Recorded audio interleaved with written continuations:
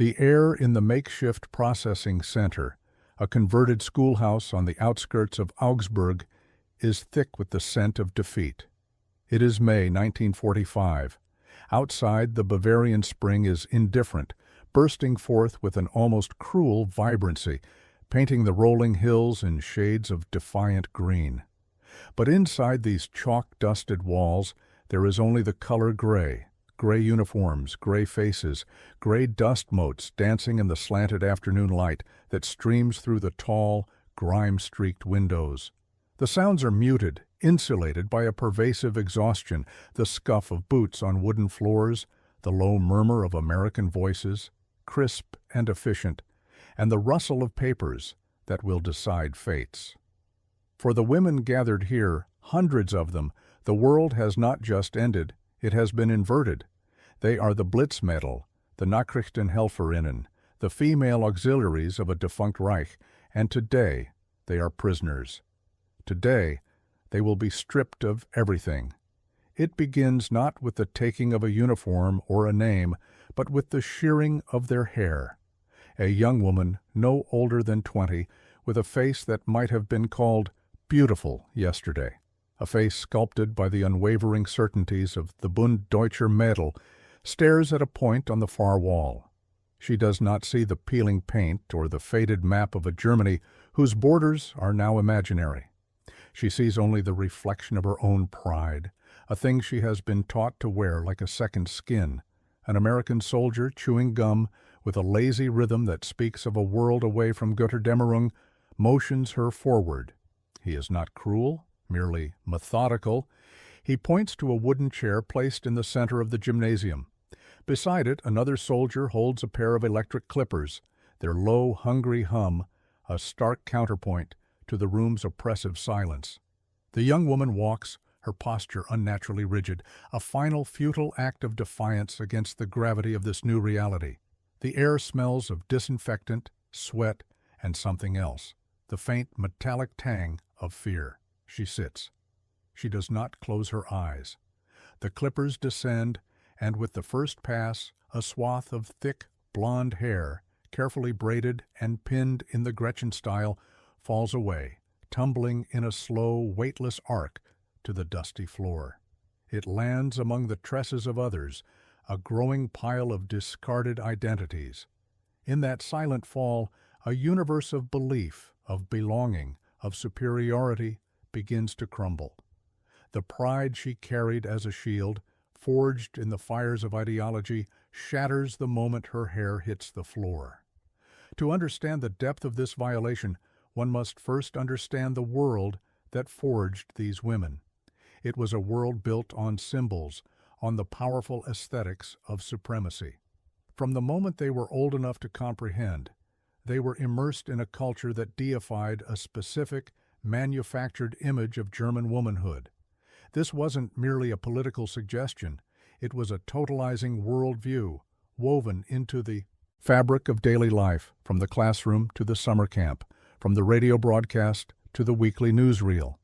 The Third Reich did not simply ask for loyalty, it demanded the complete surrender of the individual to the collective, and for women, this surrender was packaged in the doctrine of service to the folk, the race, the Führer. Their role was defined with crystalline clarity, to be the bearers of the next generation of pure-blooded Aryans, the steadfast guardians of the hearth, the quiet, efficient cogs in the vast machinery of the state. It was a vision of romanticized duty, of sacred purpose. The League of German Girls, the Bund Deutscher Mädel, or BDM, was the primary crucible for this transformation. It was here that girls from the age of 10 were separated from the traditional comforts of family and church and inducted into a new, all-encompassing sisterhood. They marched in disciplined columns, their faces scrubbed, their hair in neat braids, their voices rising in songs that spoke of blood, soil, and sacrifice. They learned athletics, not for the joy of sport, but to harden their bodies for the rigors of childbirth and labor. They studied racial hygiene with the same seriousness they applied to geography, learning to identify the features of the Untermenschen, the subhumans, and to revere the idealized Nordic form. Their femininity was not their own, it belonged to the Reich. And their hair in this context was far more than a personal attribute. It was a racial signifier, a crown of ideological purity. The long blonde braids of the BDM girl were a living symbol of the Nazi aesthetic, a testament to healthy Aryan womanhood. It was a powerful, visual promise of the thousand-year future. As the war machine expanded, the demands on these women evolved. The idealized domestic sphere gave way to the urgent necessities of total war. The Reich needed more than just mothers. It needed workers, administrators, and auxiliaries. A new organization, the Wehrmacht Korps, was formed, drawing young women into direct support roles for the armed forces. They became telephone operators, clerks, radio specialists, and anti-aircraft searchlight operators. They were the Blitzmädel, the Lightning Girls, so-called for the lightning bolt insignia on their smart gray uniforms. To be a Blitzmädel was to be at the nerve center of the war effort, a position of immense prestige. These were not conscripts in the traditional sense. They were volunteers, believers driven by a potent cocktail of patriotism, propaganda, and a desire to be part of something monumental. They left their homes for occupied France, for the icy plains of the Eastern Front, for the bustling command posts in Berlin. They were promised adventure and importance, a chance to serve the Führer in a more direct, more thrilling capacity. They worked alongside officers, privy to the secrets of the High Command. They transmitted orders that sent armies into motion, plotted the paths of bombers, and listened to the ethereal chatter of a war fought across airwaves.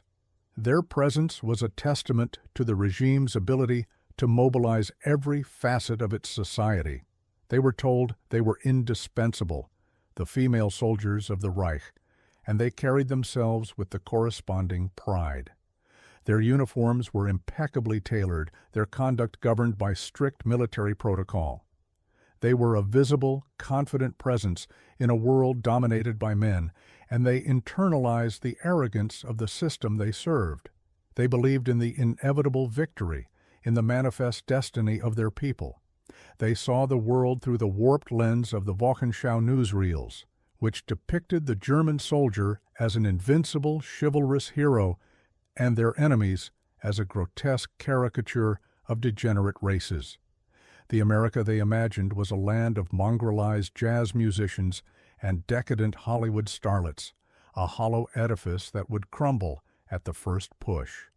The Soviet Union was a godless horde of Asiatic barbarians, easily swept aside by the disciplined might of the Wehrmacht. This was the reality they inhabited, a hermetically sealed world of absolute certainty. But there was a darker side to this female mobilization, a path that led far from the clean, efficient world of the communications bunker. For a select few, service took the form of the SS Gefolge, the female entourage of the SS. These women were recruited to serve as guards in the vast network of concentration and extermination camps that metastasized across the Reich. They were the Aufseherinnen. Unlike the Blitzmädel, who were often from middle-class backgrounds, these guards were frequently drawn from the lower rungs of society, lured by the promise of a steady salary, a uniform, and a position of absolute power. They underwent brutal training at camps like Ravensbrück, where they were systematically desensitized, their empathy scoured away, and replaced with a contempt for the prisoners they were taught to see as less than human. They learned to handle dogs, to wield whips, and to enforce the myriad sadistic rules of camp life. They were women like Irma Grese, the hyena of Auschwitz, who reveled in her power, and Ilse Koch, the bitch of Buchenwald, infamous for her cruelty. These women, indoctrinated with the most virulent strains of Nazi ideology, came to embody its ultimate depravity. They patrolled the fences, presided over roll calls that lasted for hours in freezing conditions, and meted out beatings for the smallest infraction. They were a chilling perversion of the feminine ideal, their hands stained with the blood of the innocent. They, too, possessed a kind of pride, a twisted, pathological arrogance, born of their unchecked authority over life and death. They were the priestesses of a death cult, and they believed themselves to be untouchable, instruments of a necessary cleansing violence. Whether a signals operator in Paris, a secretary in Norway, or a guard in Bergen-Belsen, these women of the Reich shared a common psychological foundation, a profound belief in their own superiority and the unshakable righteousness of their cause. They were the chosen daughters of a victorious nation, and the future belonged to them. The reality of 1945, therefore, did not arrive as a slow, dawning realization. It came as a cataclysm, a tidal wave of fire and steel that obliterated their world in a matter of weeks. The German soldier, and by extension the German woman serving alongside him, had expected a different kind of war, a different kind of enemy. Their entire ideological training had prepared them for a clash of titans, a heroic struggle against recognizable, if inferior, foes. What they had not been prepared for was the sheer, overwhelming, impersonal weight of American industrial might. They had been taught that the American soldier was soft, undisciplined, a product of a decadent, consumerist society. They expected to face boys corrupted by comfort, lacking the fanatical will to fight that had been drilled into the Hitler youth. The first encounters with this enemy were therefore a profound shock. The American GI who appeared from the hedgerows of Normandy or the forests of the Ardennes was not a cowering weakling. He was often taller, healthier, and better fed than his German counterpart, who by 1944 was likely a gaunt teenager or a weary middle-aged man. But it was not the individual soldier that was most terrifying. It was the world he brought with him. It was a world of unimaginable abundance. It was the endless columns of Sherman tanks, the sky-blackening formations of B-17 bombers, the relentless artillery that chewed the landscape into a lunar wasteland. It was the logistics, the seemingly infinite supply of fuel, ammunition, and food that followed the American army wherever it went.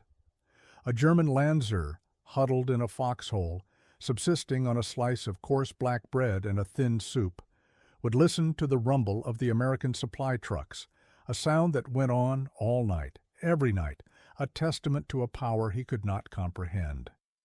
This material superiority was a direct contradiction of everything they had been taught. National Socialism had preached the primacy of will, of spirit over matter. It was the fanatical belief of the soldier, his willingness to die for the Führer, that guaranteed victory. Yet here was an enemy that seemed to win not through superior spirit, but through a superior ability to produce. And with this realization came a creeping, corrosive doubt. How could a nation so spiritually hollow, so racially degenerate, produce such a magnificent war machine? The symbols of this abundance were everywhere, and they were often small, mundane things that carried an immense psychological weight. It was the discarded cigarette packets, Lucky Strikes and Camels, lying in the mud, each a casual luxury. It was the Hershey's chocolate bars handed out by GIs to bewildered French children, a simple act of generosity that bespoke a nation where such treats were not a distant memory. And most powerfully, there was the bread. For the Germans, bread, Brot, was a sacred, almost mystical substance, the cornerstone of their diet and culture. By the final year of the war, German bread, the infamous Kriegsbrot, was a dense, dark loaf made from rye flour stretched with sawdust, potatoes, and whatever other fillers could be found. It was heavy, often sour, and difficult to digest. It was the taste of scarcity, the taste of a nation slowly starving. The first time a German prisoner was handed a slice of American bread, it was a sensory revelation. It was impossibly white, soft, and light, with a faintly sweet taste. It seemed less like food and more like cake, a confection. They called it pape, or cardboard at first, a defensive sneer to mask their astonishment. But the sheer quantity of it was undeniable. In the POW camps, they would see entire trucks loaded with nothing but these perfect, uniform loaves. This white bread, so effortlessly produced, so casually distributed, became a powerful, recurring symbol of everything they had misunderstood about their enemy. It was a symbol of an industrial capacity that dwarfed their own, a symbol of a standard of living that made a mockery of their anemic, rationed existence. Each soft, pillowy slice was a silent refutation of Goebbels's propaganda. It was the bread of a democratic, capitalist giant, a nation that could simultaneously project overwhelming military power across two oceans and keep its people so well fed that it could afford to give its surplus away. This simple, edible object did more to undermine the Nazi worldview than 1,000 pamphlets. It suggested that the American way of life was not decadent and weak, but robust and powerful, built on a foundation of productivity and plenty that the Reich, for all its rhetoric of efficiency, could never hope to match. For the female auxiliaries caught in the final collapse, this collision with American abundance was particularly disorienting. They were captured in chaotic circumstances, pulled from fleeing columns, discovered hiding in cellars, or rounded up in the garrisons they had refused to abandon. They expected the worst. Propaganda had painted Allied soldiers, particularly the Americans, as rapists and murderers who would show no mercy. They expected to be shot, or at best, to face a brutal, vengeful captivity. The reality was jarringly different. The GIs who took them prisoner were often young, tired, and utterly businesslike. They were more interested in finding a souvenir or a hot meal than in enacting ideological revenge. The women were herded onto trucks, often alongside the male soldiers with whom they had served, and driven to hastily established collection points. The first stage of their transformation from proud servants of the Reich to anonymous prisoners had begun. This process, known as processing, was a systematic stripping away of individuality, a bureaucratic reduction of a human being to a number on a tag. It was efficient, impersonal, and profoundly humiliating. They were ordered to surrender their personal belongings, letters from home, photographs, any small trinkets that connected them to their former lives. Their documents were scrutinized, their paybooks and identity papers stamped with the letters POW. They were subjected to medical examinations, ordered to undress in front of female medics, their bodies inspected for lice and disease with a detached, clinical gaze. The most dehumanizing part of this initial process was often the delousing. They were herded into tents or buildings and sprayed with DDT powder, a fine white dust that covered their skin and clothing, a chemical baptism into their new status as something unclean, something that needed to be purified. It was during this disorienting ordeal that the first seeds of ideological collapse were sown. They saw their officers, men they had been taught to revere as paragons of military virtue, treated with the same impersonal efficiency as everyone else.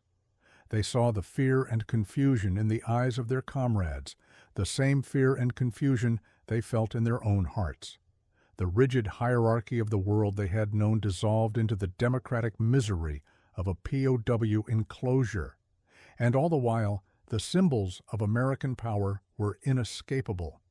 They saw the well-fed guards, the endless supply of food, the sheer organizational prowess required to manage the millions of surrendering German soldiers. They were given K rations, neatly packaged meals containing crackers, cheese, canned meat, and those ubiquitous chocolate bars. It was more food, and of a better quality, than many of them had seen in years. And there was the white bread, always the white bread, served in thick slices with jam or cheese, a constant nagging reminder of the world that had defeated them. The American approach to captivity was rooted in the principles of the Geneva Convention, a document and a philosophy that were utterly alien to the Nazi ethos. The Americans saw prisoners of war not as ideological enemies to be tormented or exterminated, but as a logistical problem to be managed. This did not mean that life in the camps was easy. The conditions were often primitive, the enclosures overcrowded, and the guards a mixture of indifference and, occasionally, petty cruelty. But there was a notable absence of the systematic ideological brutality that had characterized Nazi-run camps. This, in itself, was a source of profound cognitive dissonance. They had been the masters, the superior race.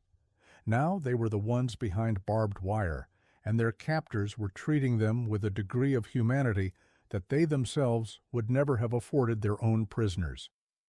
This was not the apocalyptic race war endgame they had been promised. It was something far more bewildering, a methodical, bureaucratic, and well-fed defeat. And then came the order for the haircut. In the context of the camp's daily routine, it was presented as a simple matter of hygiene. The threat of typhus, spread by lice, was a constant concern in the overcrowded conditions of post-war Germany.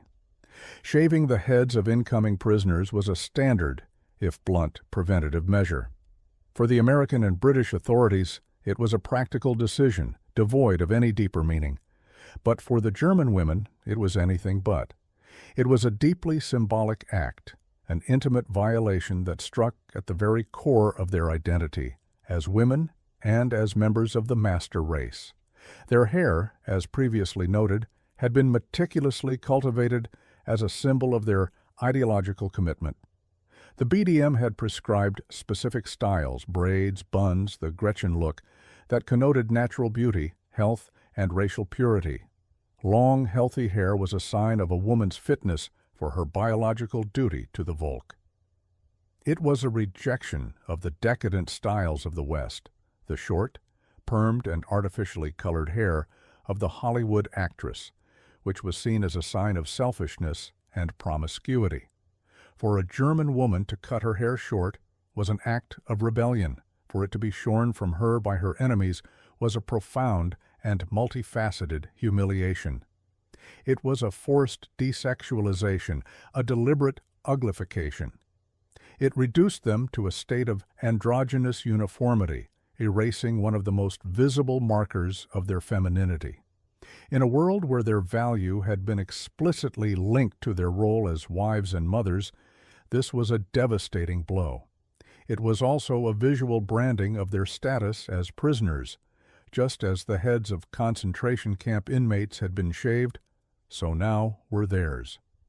While the context was vastly different, hygiene versus dehumanization as a prelude to murder, the visual parallel was inescapable and horrifying. They were being made to look like the very Untermenschen they had been taught to despise. The process itself was cold and mechanical. The women were lined up, often in a large open space like a gymnasium or a delousing tent. The barbers were usually male GIs, assigned to the task with little fanfare. There was no ceremony, no explanation beyond a curt order. The clippers were electric, efficient, and loud. The sound, a low buzzing hum, filled the room, a monotonous soundtrack to their degradation. One by one they were called forward to the chair. The reactions varied. Some went numb, their faces a mask of stoic disbelief, their eyes fixed on some distant point as their hair fell around them. They endured it in a state of shock, the true impact of the moment not registering until later, when they would catch their reflection in a pane of glass or a puddle of water and fail for a moment to recognize the stranger staring back. Others wept openly, silently at first, then with great gulping sobs that shook their entire bodies. These were the tears of a pride that was not just wounded, but mortally so. The tears were for their lost beauty, for their lost status, for the lost world that had given their lives meaning. And some fought back. They screamed, they cursed, they struggled in the chair, forcing the guards to hold them down. This was the defiance of the true believer, the last futile spasm of an ideology that refused to accept its own demise. But the clippers were indifferent to their rage. The blades moved inexorably over their scalps, shearing away blonde, brown, and red hair with equal impartiality. The floor became a carpet of discarded tresses, a multicolored testament to the hundreds of individual identities being systematically erased. A thick, blonde braid, which a week ago might have been adorned with ribbons for a May Day celebration, now lay in the dust next to a simple brown bun that had been pinned up by a diligent Wehrmacht clerk. It was a harvest of pride, and the GIs, with their chewing gum and their casual efficiency, were the reapers. A documented account from a U.S. Army counterintelligence agent who witnessed this process at a camp in Augsburg provides a stark insight into the moment's psychological gravity. He wrote, "We had to shave the heads of all the female personnel we captured. It was for delousing, a standard procedure.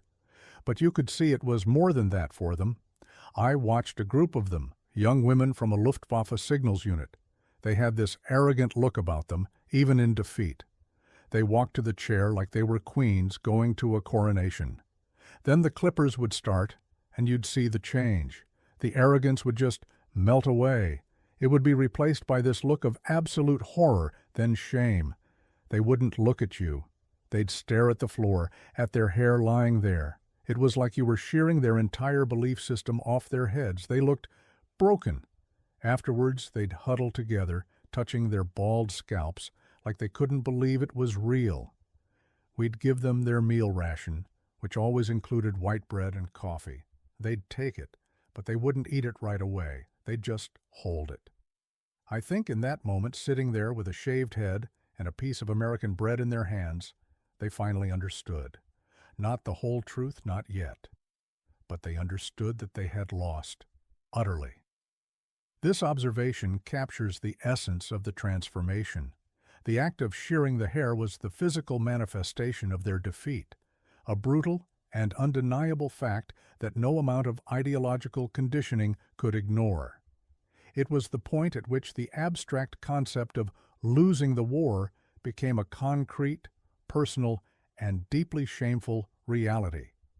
The shorn head was a mirror, and in it they saw not the proud Aryan woman of propaganda posters, but a defeated, defeminized captive. The reflection was unbearable. In the days and weeks that followed, life in the camp settled into a monotonous routine. The women, now visually indistinguishable with their bristly, shorn heads, were assigned to barracks and put to work on various tasks: laundry, cooking, cleaning. The initial shock gave way to a dull, grinding reality. The absence of their hair was a constant physical reminder of their new status. They would instinctively reach up to tuck away a stray strand that was no longer there.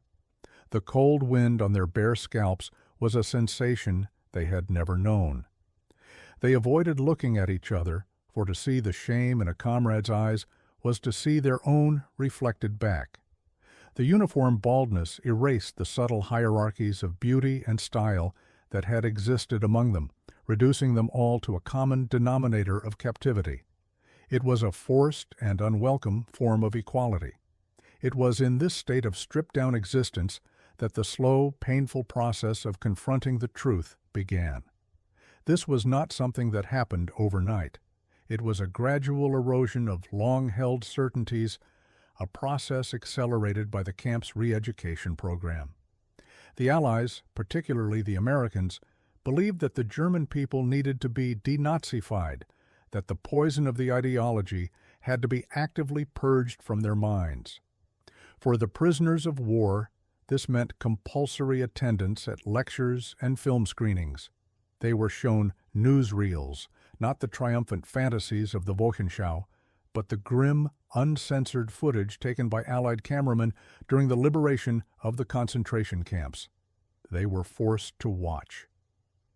The images flickered across the makeshift screen, the skeletal, haunted faces of the survivors of Dachau and Buchenwald, the bulldozers pushing mountains of emaciated corpses into mass graves at Bergen-Belsen. The women in the audience reacted with a predictable wave of disbelief and revulsion. This was a lie, they whispered to each other, a trick of Allied propaganda, cleverly edited to slander the German nation. It could not be real. The Germany they knew, the Germany they had served, was a land of order, cleanliness, and cultural superiority. It was incapable of such monstrous acts. Their entire moral universe was predicated on this belief. To accept the images on the screen as truth would be to accept that everything they had sacrificed for, everything they had believed in, was not just wrong, but evil. It was a psychological abyss too terrifying to contemplate, but the evidence was relentless. They were shown captured German documents, the meticulous records of the bureaucracy of death. They listened to the testimony of survivors. And slowly, for some, the walls of denial began to crack. The images from the films seeped into their consciousness, replaying in their minds in the quiet of the barracks at night. The faces of the dead, the piles of shoes, the canisters of Zyklon B, these things could not be unseen. The seeds of doubt planted during their capture and nurtured by the daily realities of the camp began to germinate in the fertile ground of their shame. And through it all, the symbol of the other world, the world that had defeated them, remained a constant presence, the white bread. It appeared at every meal, a silent, edible testament to a different reality. It was no longer just a symbol of material wealth. It became something more complex. It was the bread of the people who had liberated the camps. It was the food of the armies that had brought the horrifying films to light. Eating it became a complicated, almost sacramental act. It was an ingestion of the enemy's substance, a communion with the world that had shattered their own. Some prisoners, the most ardent believers, would refuse it, clinging to their last vestiges of ideological purity. But hunger is a powerful solvent of belief. Eventually, most of them ate, and with each bite, they were forced to confront the paradox. How could a people responsible for such moral clarity, for exposing such evil, be the degenerate weaklings of their propaganda? How could a system they had been taught was corrupt produce both this overwhelming power and this seemingly righteous purpose? The bread offered no answers, only the persistent, unsettling question. It was the taste of a world that was more complex, more powerful, and perhaps more moral than their own. It was the taste of their own profound, catastrophic error. The transformation was not universal, nor was it complete.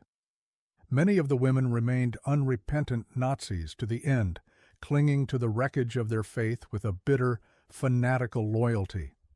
They saw the re-education films as lies, the trials at Nuremberg as victor's justice, and their own defeat as a temporary setback, a betrayal by weak and traitorous leaders.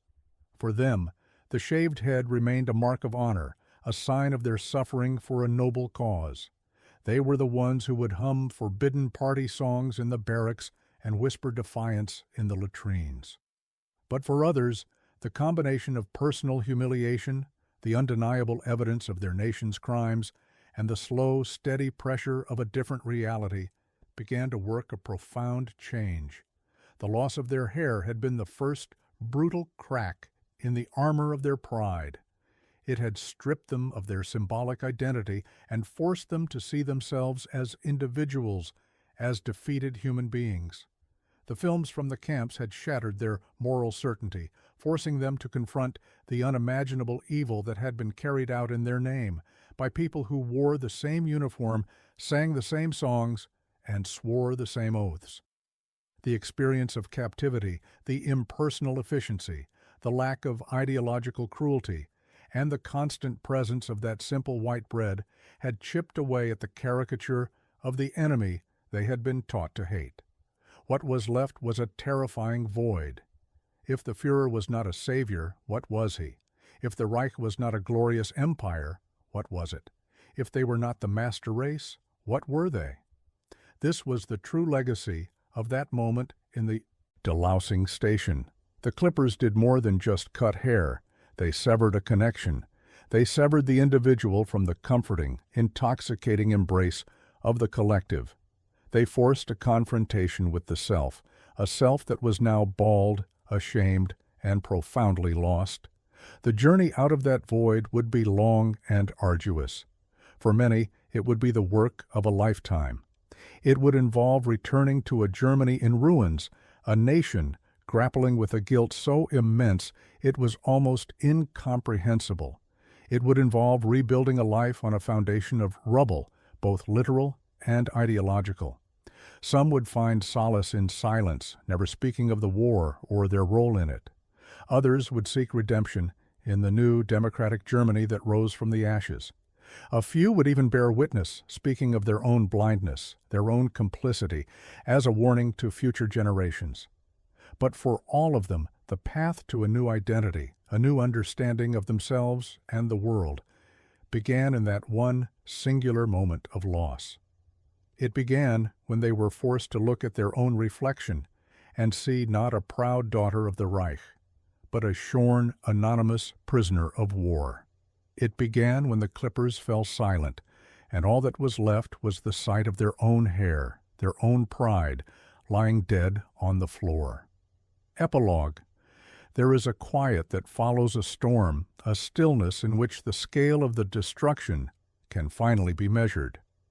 For the women of the defeated Reich, this quiet was the silence of a world stripped of its anthems, its slogans, its certainties.